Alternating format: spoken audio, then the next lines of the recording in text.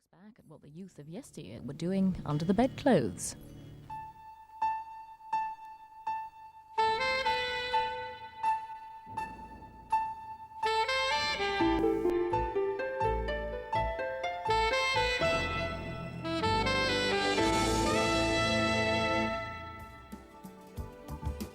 Luxembourg.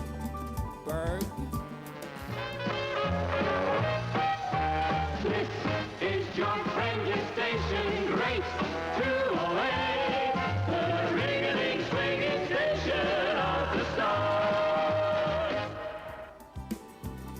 In the days before rock and roll,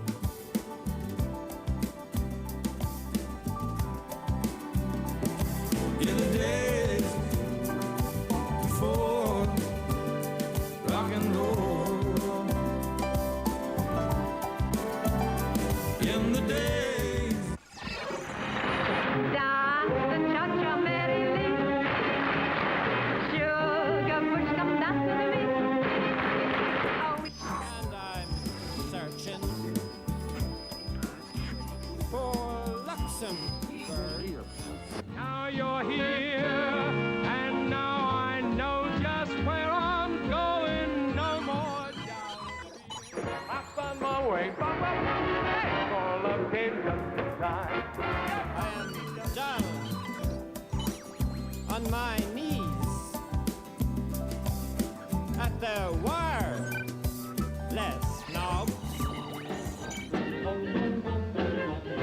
Kiss by kiss we'll go up to paradise. Darling, don't you know, heaven only lies in the reach of those who dare to climb up the stairway of love. And I'm searching for Luxembourg. Why don't you make a date with 208, your friendly station, entertain the nation. Hear your favorite disc jockey spin the hit. Radio Luxembourg is to stop broadcasting to Britain on medium wave after 58 years. It was the first pop station to be heard here, but recently it's been hit by falling advertising revenue and lower audience figures.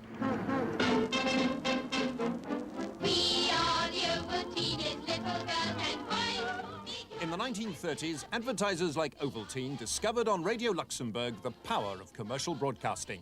With an audience double that of the staid BBC, Luxembourg brought light and warmth into drab pre-war Britain. After the war, Luxembourg attracted audiences of up to 9 million with its sponsored entertainment shows. It's Woodbine quiz time. And here's the compere of our show, David Jacobs. I've introduced a most disgraceful program, which I think was called Lucky Couple. We married them round the corner in the registry office and rushed them to the studio, put them on the stage with lots of people, guests of their own invitation, sitting in the audience, and we totally embarrassed them by asking them all sorts of ridiculous questions about themselves. And it was probably in the time when couples hadn't actually been to bed together before they got married. So it was a bit cheeky. And it was presented by Fife's Bananas. And the great thing was that every time I said 1, 2, 3, 4, the audience had to shout out Fife's Bananas. So it was 1, 2, 3, 4, Fife's Bananas, and we threw bananas at the audience. Now that was a classical show. Today, fewer than 400,000 people a week make a date with Luxembourg. In the future, it'll only be available to people with satellite television.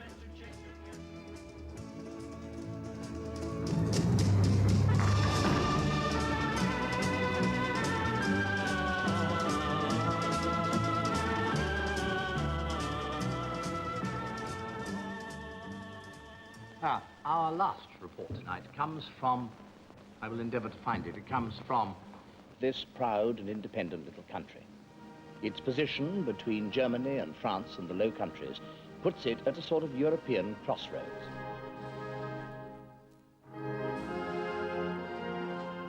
When I was a kid at school, I did not have any idea that Luxembourg was a little country. It wasn't until much, much later. Much later. I mean, I think I was probably I probably already started making records when I suddenly realised that Luxembourg is not just a radio station. It's not just like tuning into the local station. It's a place. I didn't realise it was a place as such.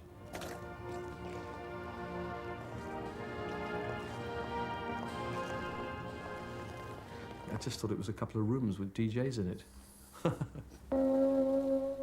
This is Radio Luxembourg, your station of the stars, broadcasting on 208 meters medium wave.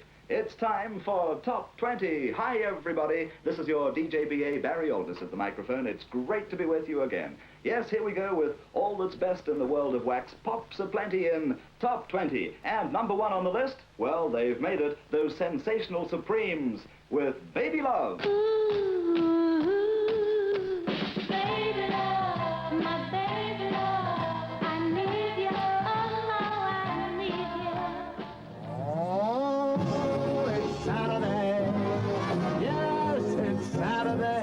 And hello there, record fans, wherever you are. Once again, it's time for another roundup of all your favorite British and American recording artists, brought to you by the Decca Record Company for your special delight tonight. Oh, excuse me, madam. Yes? I work for Luxembourg, you see. Oh, I am sorry. I'm afraid I can't help you. No. I was hoping you'd play chaperone to this young fella. Hey now, this is Britain's longest-serving, solid-sounding, super-duper smile station. The station that spots a successful sound soonest. And this is your royal ruler. I wouldn't fool you. Nothing could be cooler. This is Tony Prince. Hi, kids. The station closing, it is a very historic occasion, because you know something very special is over. It's meant so much to me personally, but it started long before I worked for it. I mean, it was what we used to listen to at night when you were a kid. The family would gather round the mains receiver and Dad would try and get rid of that. We are the Oval Genius.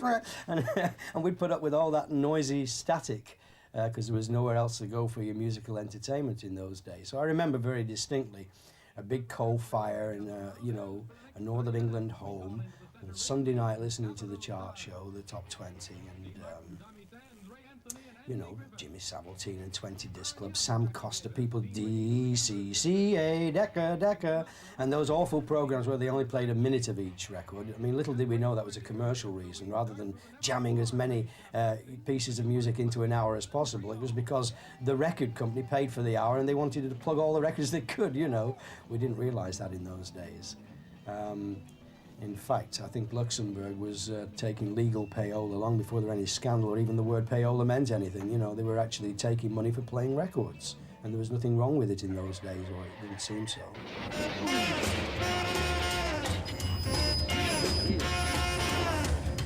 Get out in that kitchen and rattle those pots and pans. Get out in that kitchen and rattle those pots and pans. Well, roll my breakfast, 'cause I'm a hungry man. I said shake, rattle and roll.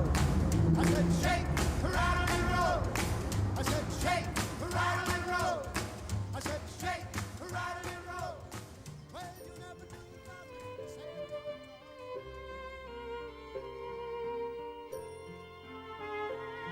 When I first heard this fantastic radio program, Radio Luxembourg, it was absolutely unbelievable being a kid, because we was only used to the very stuffy, stagey BBC with its Mantovani, and the nearest you ever got to rock and roll was Billy Cotton and his band show. It was absolutely the music for the teenagers, and the kids would say Fabulous Radio Luxembourg. That's when it was abbreviated to Fab. But the beat boom wouldn't have happened without the help of Luxembourg.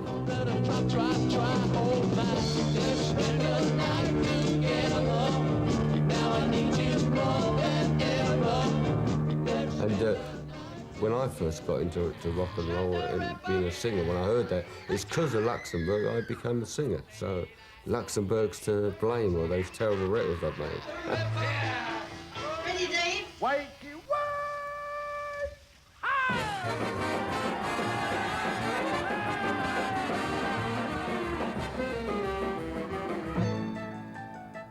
This is LBC.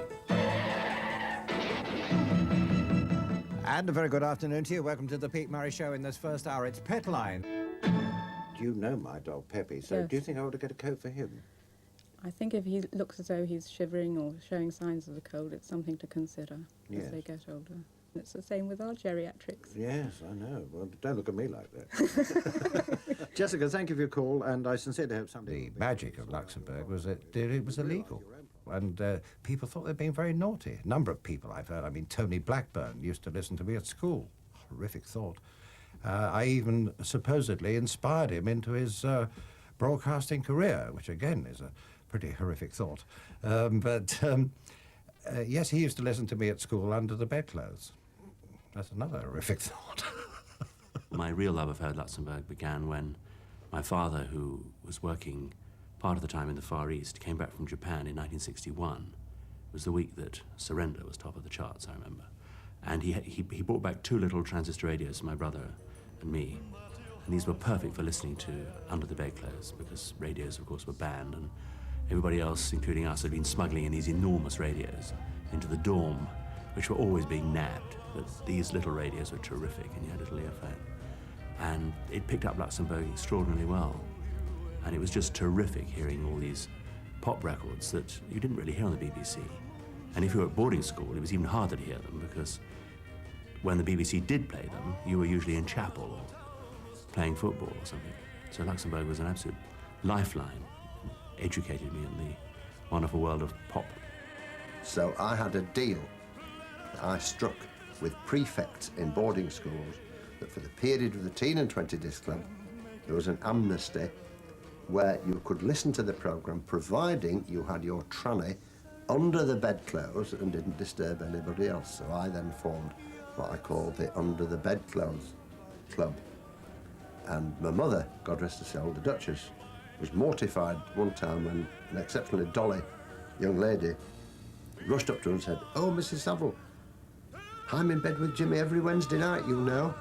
And the Duchess went, "What's..."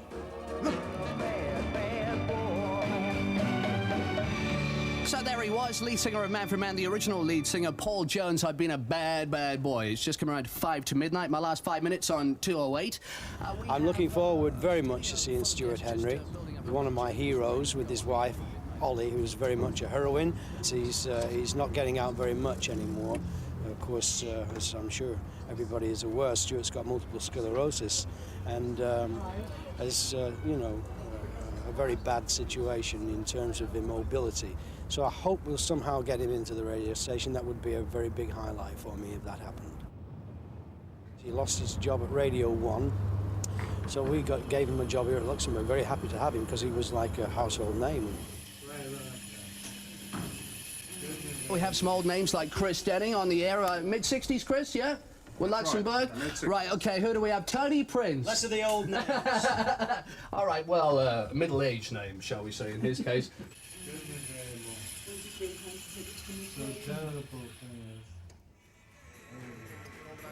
Do this as quickly as we can, everybody, please, because we've got something going on here that I really wouldn't like to get interrupted. So as quickly as you can.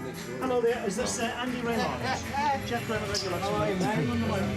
Good to see you. Hello, Tony, how are you? I didn't come to see you today. So, we're marking the end of 208, 1440, but we're looking ahead to the future on the Astra satellite. In stereo. Already millions have made the switch to our 24-hour digital stereo broadcasts on... When people began calling me long ago now, the first disc jockey on Luxembourg, I didn't know what they were talking about to begin with. And then when I heard a disc jockey or two, I realized that what they did usually was to link 2 sides of a gramophone record or 2 different records with a whole lot of inconsequential chat, which might be quite amusing, but didn't mean anything. The national program from London.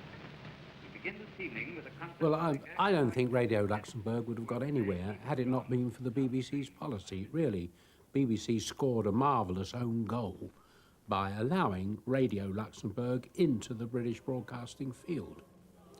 And it did that because of its Sunday programme policy, which had been Reith's policy right from the beginning. Heavens declare the glory of God, and the firmament show it his handiwork. In 1927, Lord Reith became the Director General of the new British Broadcasting Corporation. He was, of course, the son of a very austere Presbyterian minister, and this was reflected in the programme policy of the BBC. That is a policy of treating Sunday as a different day from all the others. And that on that day, one should devote oneself primarily to religious feelings and not to frivolous entertainment, considered by some people as sinful, you know, and couldn't be allowed. So, what did they do? They tuned to Luxembourg. Well, wouldn't you? I mean, it's obvious, isn't it? All day I simply say tune in. Tune in. Tune in. I was the first Briton ever to announce, this is Radio Luxembourg. Sunday, the 3rd of December, 1933. Quite a while ago. You were the son of a clergyman. I was indeed. Did you not feel any guilt about this? No. I felt no guilt at all. And nor did my father. He didn't mind. He thought it was rather funny too. When I was very young, I listened to it early Sunday morning. But that was because my family liked to hear it, and it was on all the time. And one thing they didn't want to do was go over to the BBC for what they used to say, all those church service and piss-pot music. They meant chamber music.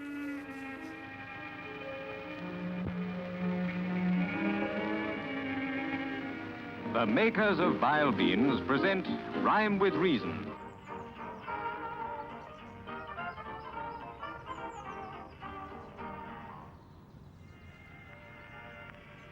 Hello, everyone. With the playing of the song Ethereal, the voice of Philco, the world's largest makers of radio receivers, greets you once again. Across the ether, we send greetings, good wishes, and a little music to cheer you on your way. Of course, one of the main problems with Luxembourg was the fading. Because no commercial station was allowed to be set up anywhere near England, it had to be in the Duchy of Luxembourg. A hell of a distance.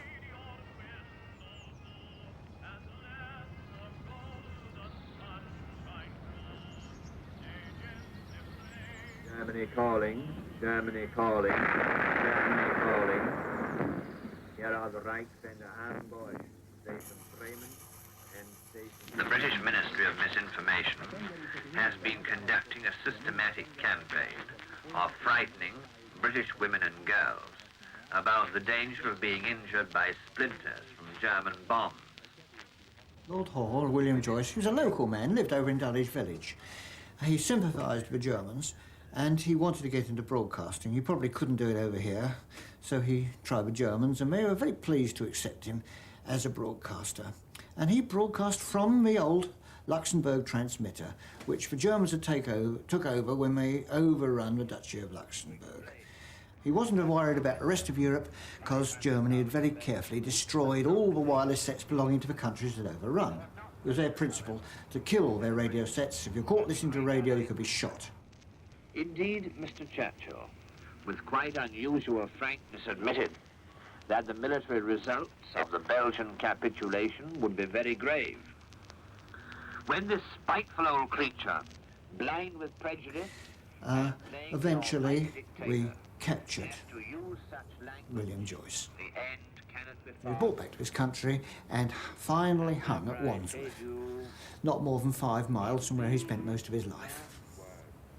And there were a few shots at trying to get him off, reprise and appeals, but he was very, very guilty. He was a traitor, if ever there was one. Es lebe Deutschland, and farewell.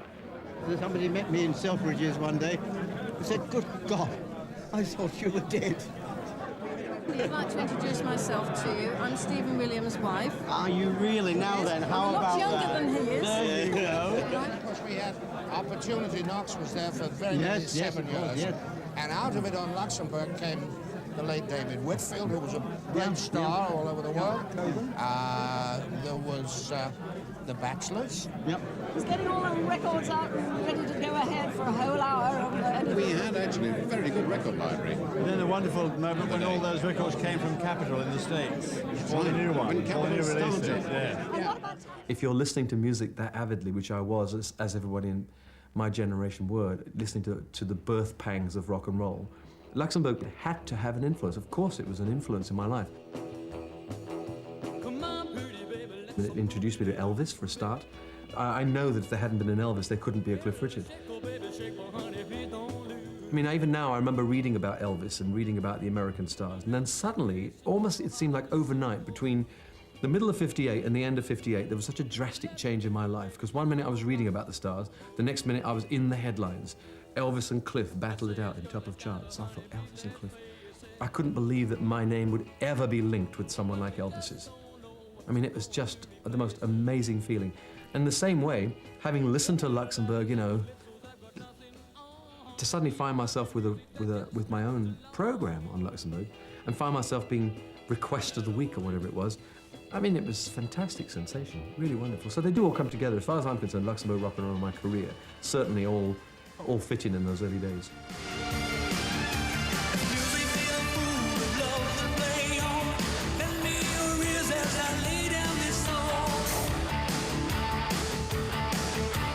Touched by the feeling that's hard to control. Let me tell you, people, I was born to rock and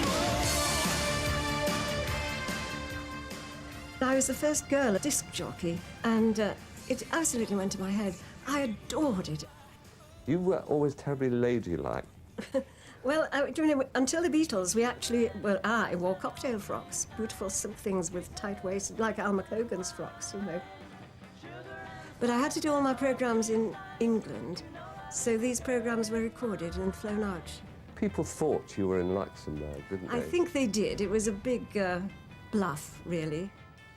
Sometimes I do much more work than Paul, but we won't mention that, will we? And on other occasions, I write 5 songs in a row. We did not know at EMI whether the Beatles were good, bad, or indifferent. It was such an extraordinary sound. It was quite unlike anything we'd ever heard. And they all arrived to be interviewed in this show with the audience. They all had terrible bad colds, and they couldn't do sound a single M or N. They were in a terrible state, and I had to interview John. And he was wobbling like a jelly. And I developed, not through John, but through all the people who were afraid, all the newcomers, the strongest left arm in the business, because I used to grab them in a vice-like grip with my left arm and stick the microphone under their noses. Otherwise, they would back away, and we'd be up at the back of the stage with the scenery falling down. But John did go out to have a drink with Johnny Gustafson later, and Johnny told me that John Lennon had wobbled out, shaking from the heart out, and he said, "I've had the most terrible experience. This bleeding bird had to hold me up." And that was me. Of course, he got so blasé in the end, he was holding me up.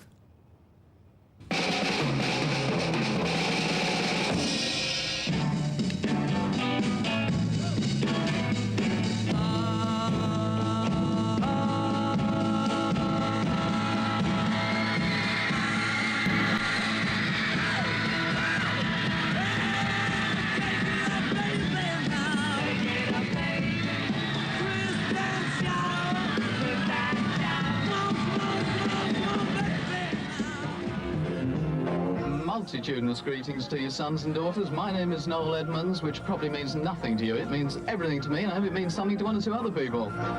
All my feelings about Luxembourg are of total gratitude and warmth for what it did for me. It was my university, and it set me up to learn an enormous amount about broadcasting and communication in a very short period of time. They pay you well? Fantastically well. At 19, I was being paid altogether about £3,500, compared with my father as headmaster of a secondary school getting just over £2,000. I am so grateful for all of the experiences, most of which were totally loony. I mean, I remember when there was a guy called Dave Christian who came out there to join the team, and he arrived in a slightly, shall I say, bombastic way, to be polite. I mean, he kind of gave the impression that he knew rather a lot about radio, whereas the rest of us were prepared to admit we knew nothing. And he stood in the corner of the studio while Kid Jensen read the news bulletin. And just before Kid started, I pulled the microphone back and let it go, because it was the one that hung from the ceiling. And Kid read the entire news bulletin going like this. And Christian afterwards said, does that always happen? You know, which seemed a pretty naff question, really, thinking he'd spot the joke. And Jensen's quick as anything said, oh, yeah, you know, and if you get it wrong, that's why Luxembourg fades. London's dance chart at number 6. Here's Quadrophonia. Find the Time, Part 1. Drive time till 7. The Kid at the controls.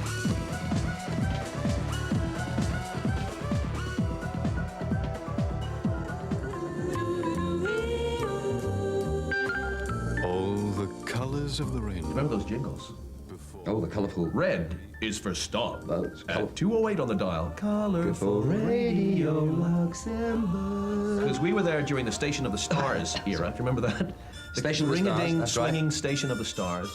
Yeah, did you ever, you know, get people offering you stuff for playing certain records? Not really. I mean, I think that Luxembourg as a station used to get offered a great deal. Well, you remember that Spanish, big Spanish hit? With, what was it, Los Bravos? Black is Black? Yeah. What happened? All these Spanish pluggers came. Yeah. And they got it wrong slightly. They'd heard about, you know, this particular way of getting records played, and they offered us all paella. But it's still, you know, illegal. Don't you think? And now!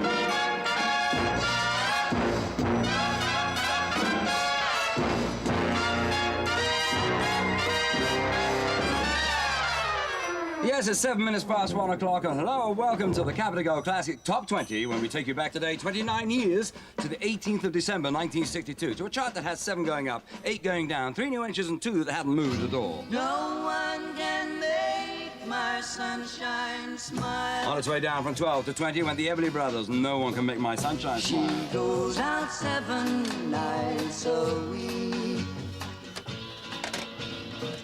We are off and running.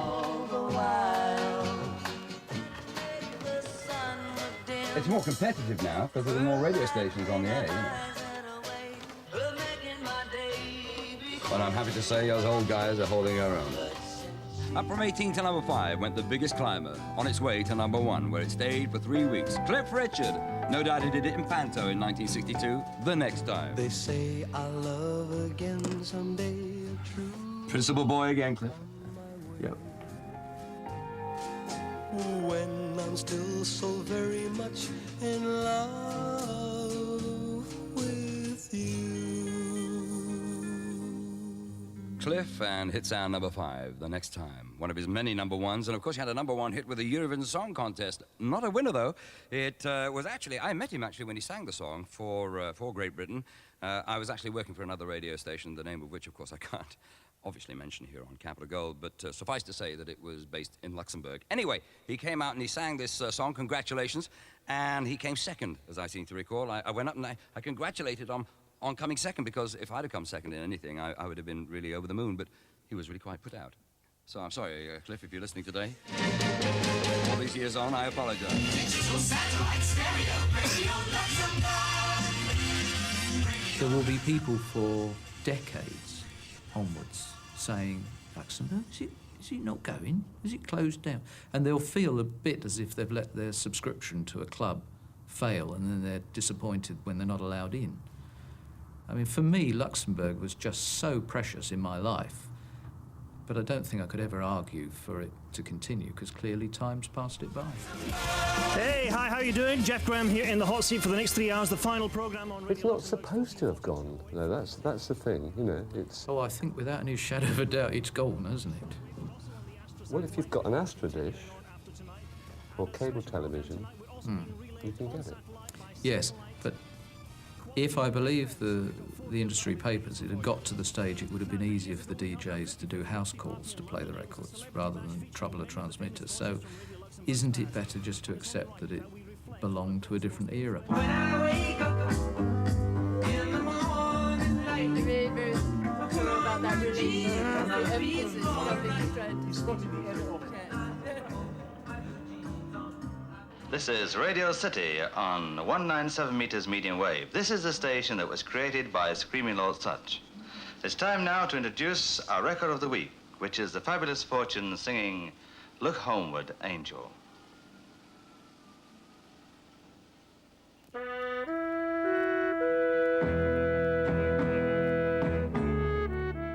Radio Luxembourg, you know, it's casualty of its own success, because it was the first there doing that style of music, and in the 60s along come all the pop pirates to give the Radio Luxembourg treatment all day long, and that's exactly what they did with Radio Caroline, Radio London and Radio Sutch. So we was all only, you know, imitating Radio Luxembourg.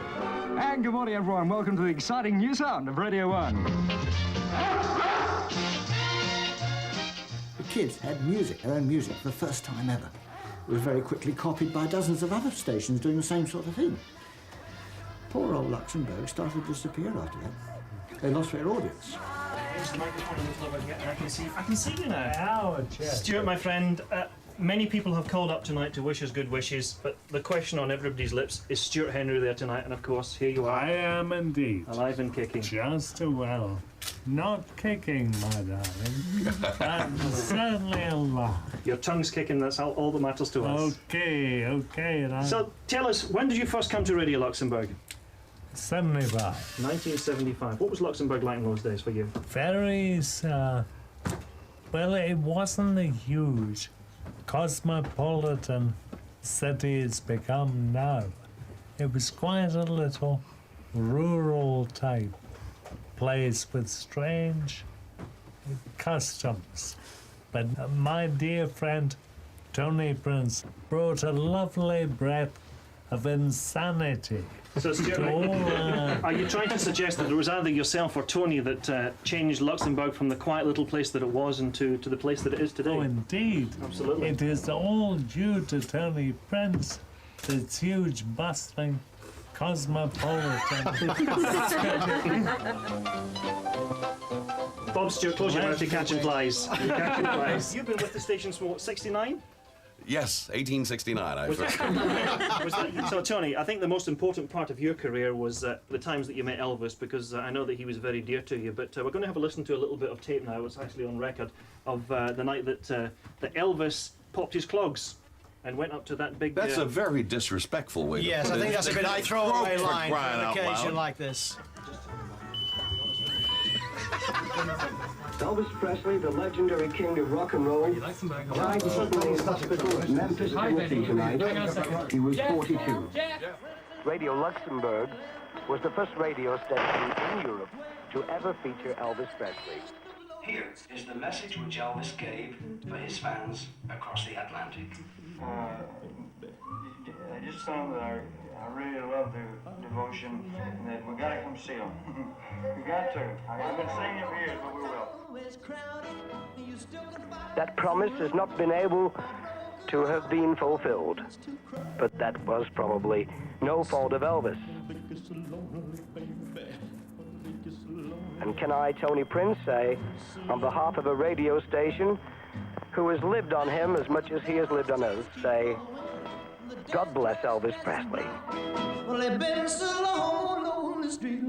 But your last word on 208 now. Good night. Stephen Williams. As the station goes aloft, I think we should wish it good luck, and as long a happy existence as it had down here on Earth. So goodbye, good luck, and good listening to Radio Luxembourg.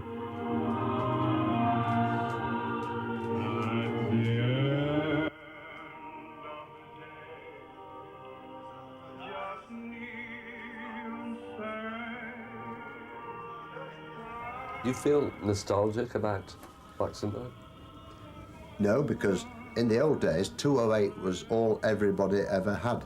But today, you've got such a wide choice of radio stations, types of radio stations, that I think, like the Indians in the Wild West would say, a time had come. I tried to be good, for I know that I should.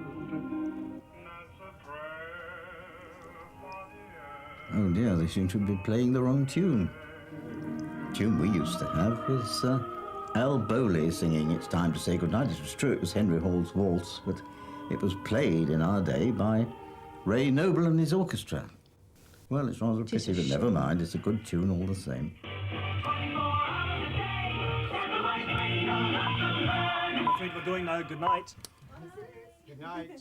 Good night. Yeah, it's gone. It's gone. It's a very sad day. It's a sad day, yes. In fact, if you don't make me a cup of coffee soon, I shall probably burst into tears. Oh.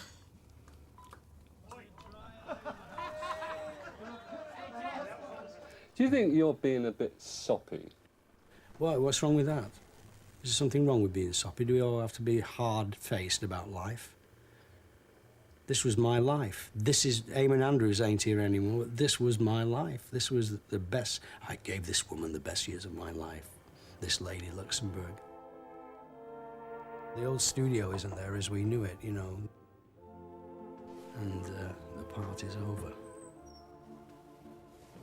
Good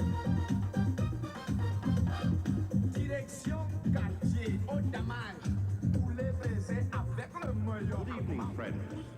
This is Horace Batchelor at the microphone, the inventor of the famous infradraw method for the treble chance. I have myself, with my own coupon entries, won 1,012 first treble chance top dividend.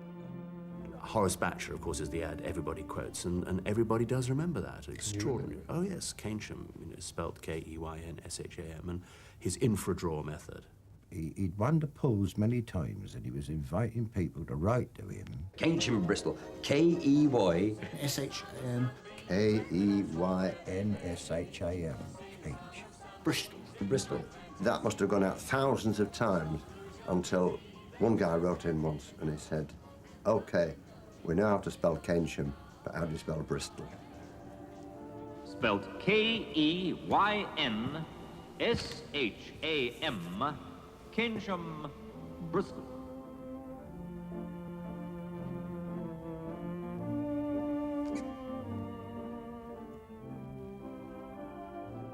How come you do all the talking in the show? How come you always get to read things out? You always read the commercials, you read the letters, all right, you read the mail thing, you read everything. How come I can't read anything? You're supposed to have the flu. Read that letter out like I just read it out. Hi, man, thanks for the plug. It was a guest. They just heard that. We're going to think of a great competition for next Friday's show, and you can win some albums. Stay in, stay on.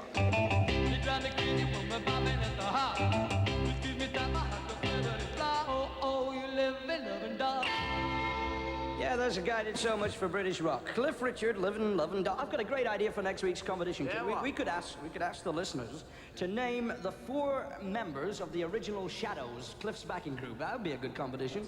I'm sure. That's easy. Come on, you're from Canada. You couldn't possibly know. You weren't into Cliff Jet Richard. Harris, right? Bruce Welch, Tony Meehan, Hank Marvin. Oh, well, it's kind of screwed that idea up, huh? It's time to say goodnight, and it's time to close your eyes. Let's put out the light till the dawn breaks through the sky. While long shadows creep, may your dreams be sweet and bright. In a moment you'll be sound asleep. It's time to say Goodbye. Good night, everybody. Thanks for listening to the radio. And now, goodbye, Ovaltine. Goodbye.